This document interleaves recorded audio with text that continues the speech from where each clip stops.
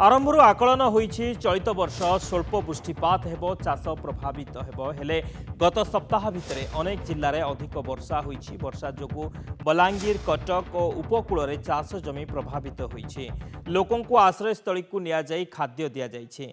कम बेसी वर्षा होइथिबा जिल्लार जिलापालंकु क्षयक्षति रिपोर्ट मगा जाइछि। बरगढ़ बलांगीर और कटक रिपोर्ट आसिलानी जिलापालंकु निर्देश होईछि। क्षति सहितिबा लोकों तथ्य और बैंक अकाउंट तथ्य रखिबे।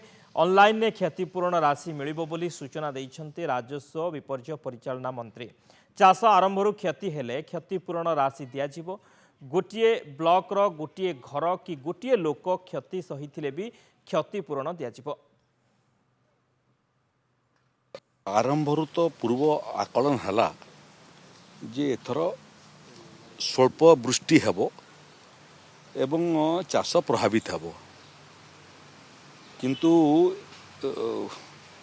प्राय गोटे सप्ताह अधिक हेबो ओडिशार विभिन्न जगार प्रबल प्रबलतर वर्षा मध्य होईछि। ये बाबद रे बलांगीर जिलार रिपोर्ट आम पाखे हस्तगत होईछि। प्राथमिक रिपोर्ट कटक जिलार मध्य आठगड़ बड़म्बा ठारू आरंभ करी उपकूल अंचल विभिन्न जगार प्रबल वर्षा कारण चाष जमी प्रभावित होईछि।